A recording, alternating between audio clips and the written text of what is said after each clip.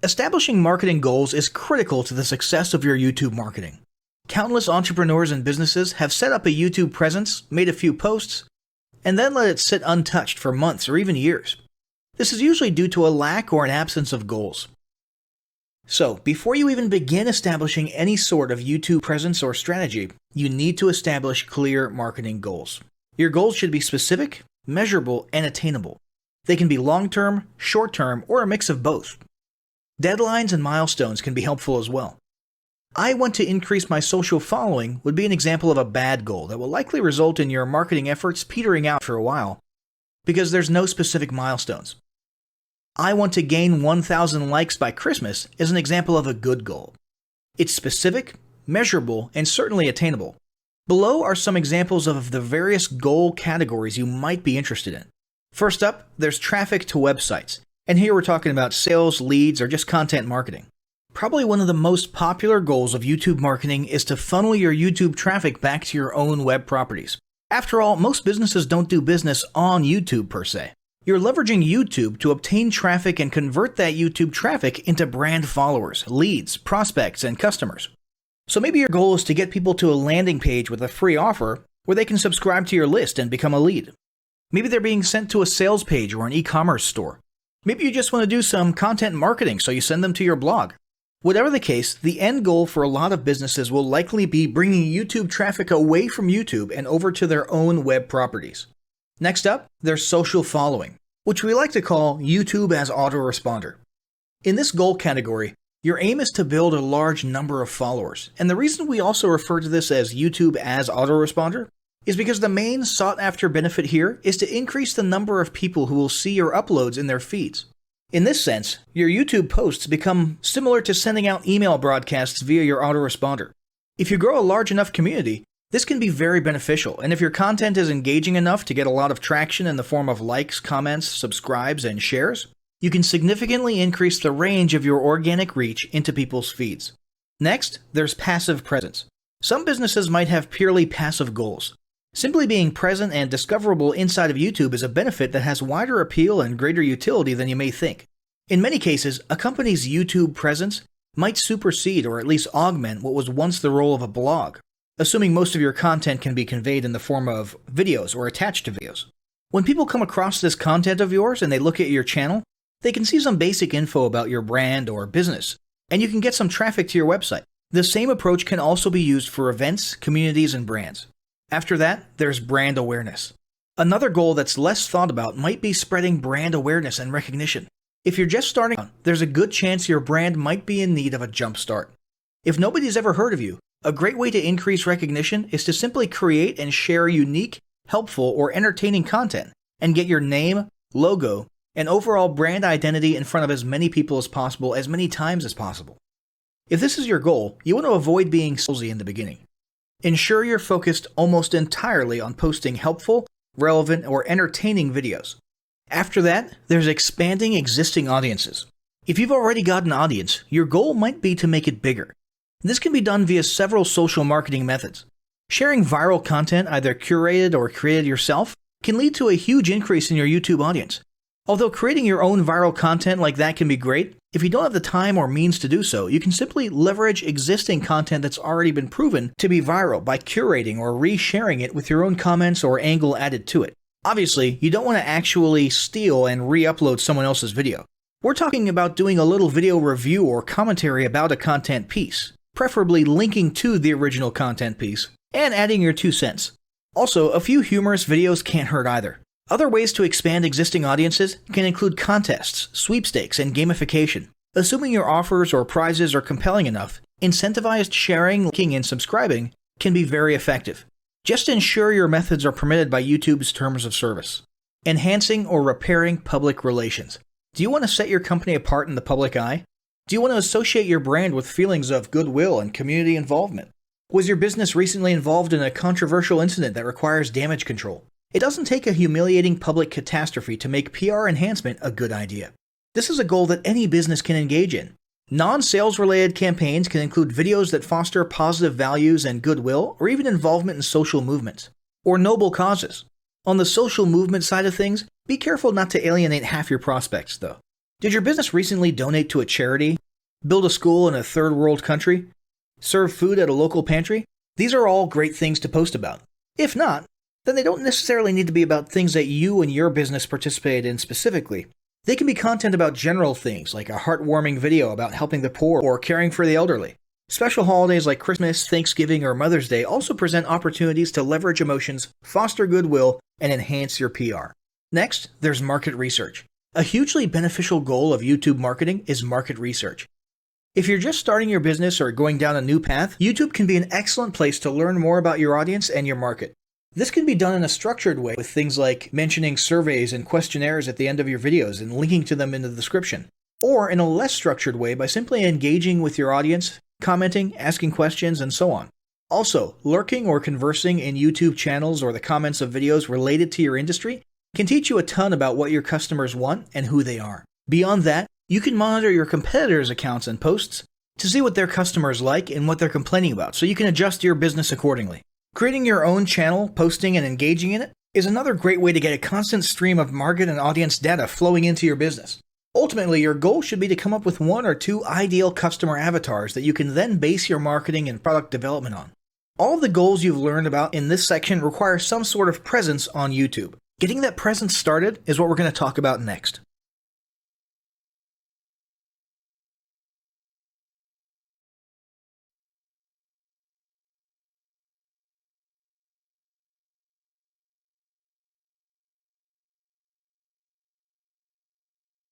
The first step in getting started on YouTube is to create your own company channel.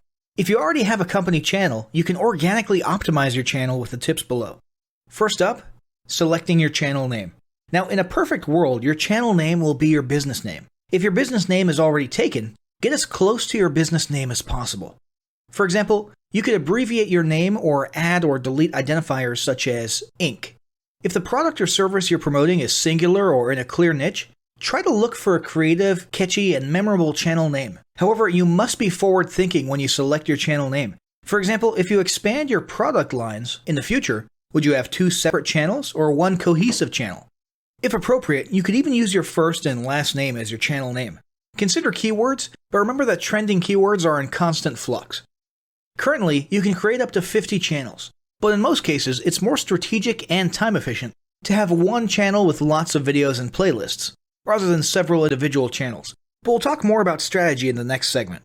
Next up, optimizing your images. If you're familiar with optimizing blog posts and website images prior to uploading them to your website, the concept is the same. This is one of those tiny details that many people underestimate or simply don't know exist, but can go a long way in organic YouTube and search engine optimization. The best way to optimize your images is to use Google Trends or a paid keyword tool to identify the best keywords. Then, name and save your YouTube profile pic and banner with the most suitable keywords. Even if you're using your company logo, you must first name and save it with your relevant keywords. Even if you maintain the same profile pic and banner, update them both with new keywords on a quarterly basis. Next, it's tempting to simply copy and paste the About section of your website in YouTube or your other online platforms, sales sites, and social media channels. However, it's important to write unique descriptions for each of your online descriptions. This minimizes the amount of duplicate online content, but also ensures you have unique descriptions relevant to the purpose of each online profile. For example, your YouTube description should touch on the value you plan to add with your channel via videos, not just who your company is and what you do. Once you've written a few unique sentences or paragraphs, take the time to add the About section links to your website, other social platforms, and top trending news.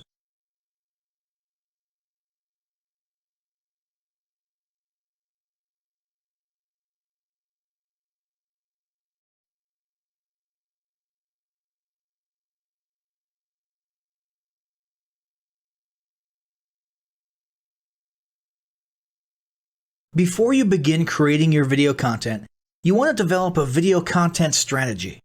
Avoid the common temptation to just post about your products and services, and consider how you can create relevant video playlists which will meet a wide range of your target audience's needs.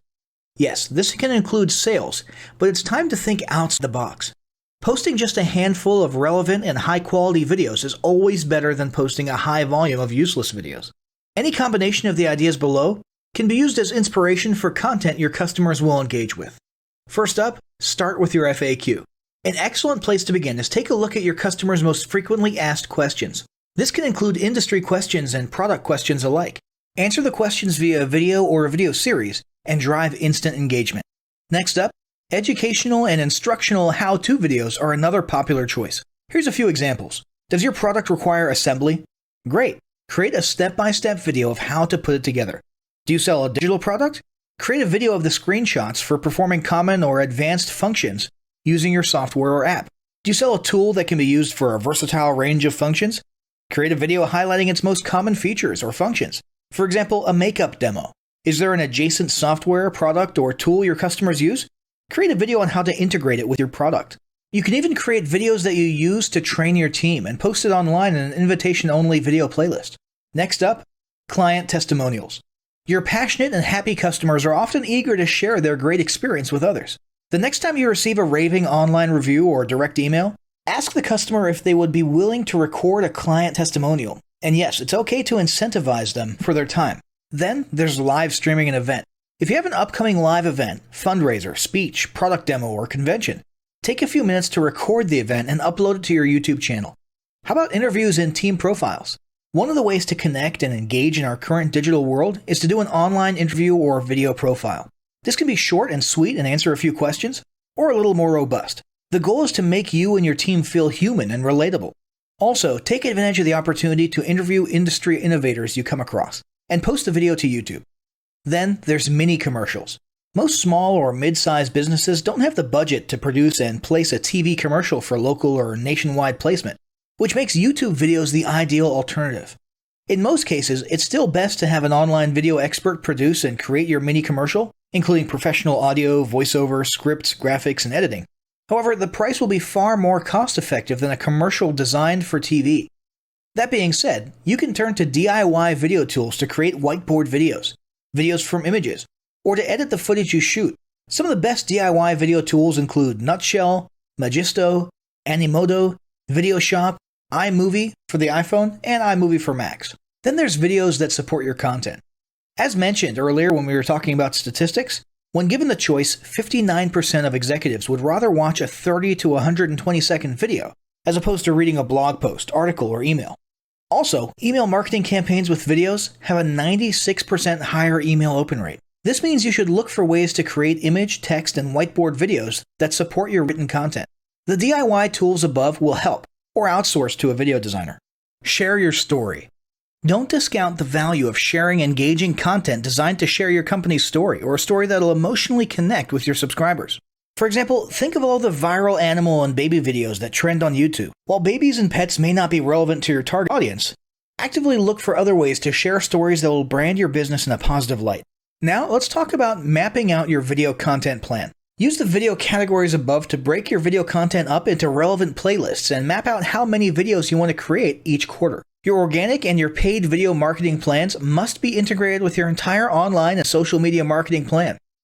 For example, after your video goes live, you can add it to an upcoming blog post as well as share it to your other social media platforms. In fact, let's talk about posting videos outside of YouTube. One of the unique things about video content is that unlike blogs and articles, you can post the same video in multiple places online. Look for every opportunity to post your relevant videos and remember that you can share them more than once.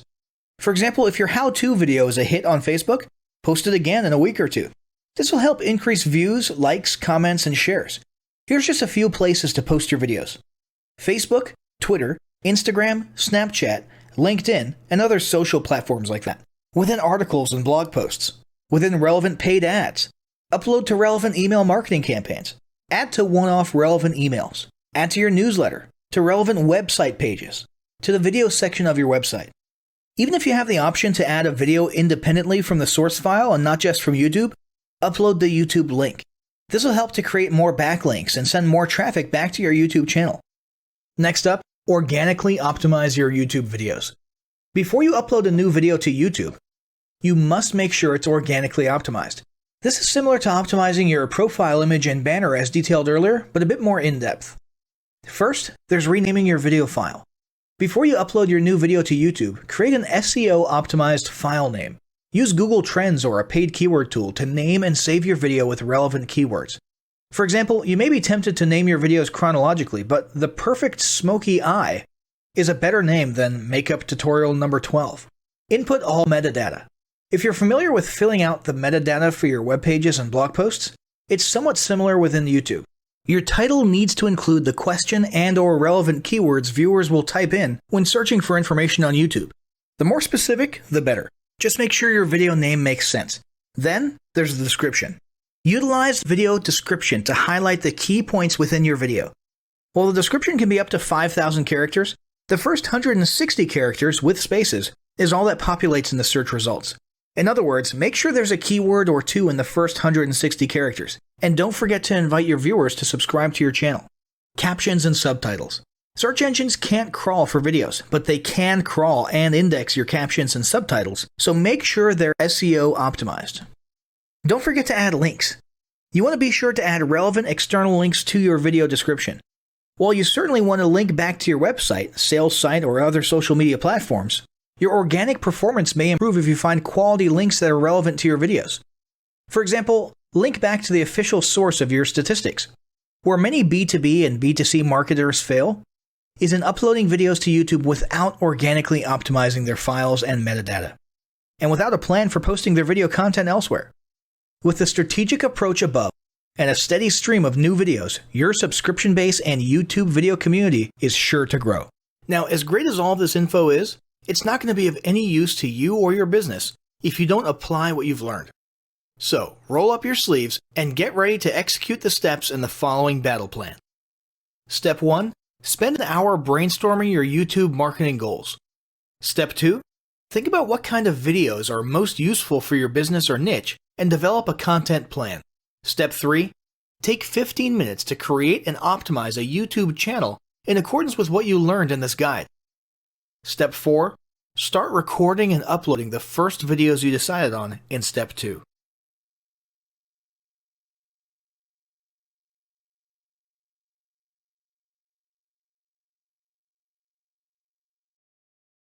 Alright guys, I'm going to give you a quick tutorial on how to rebrand these Viking PLR packs if you so choose. We're going to start with the PowerPoint slides for the videos. So the videos, we've been very careful to make sure that there's no branding or no mention of Viking in the audio. So you can actually continue to use the audio track if you prefer, and simply remove the visual Viking branding. The easiest way to do that is going to be to come to each image. There's 3 Viking images in each slide presentation, and what you'll do is you'll right click, you'll come over here to change picture, choose from a file, and I'll just grab a random image here. Easy as that. You would do the same thing here and here, and if you did want to change the voiceover, all you'd have to do is you would actually have to delete this sound file here. You'd have to insert a new one, which would be here. Audio on my PC. And you can grab any audio file that you choose. Once you do grab an audio file, you're going to want to set it to play in background, and all of these settings will default to their appropriate settings with the exception of one. You'll want to uncheck loop until stopped. Okay. Now, since there will be a difference between our audio and your audio in terms of the timing of the various bullet points and everything, you're going to want to rehearse timings if you change the audio. Same thing goes for if you add bullets or any other content to the slideshow. So what you'll want to do is come up here to slideshow, and you'll click rehearse timings, and this is basically what you'll do. You'll just click through as though you're going through an entire PowerPoint presentation. I'm on a 4K monitor, that's why the... Let me go ahead and turn this off.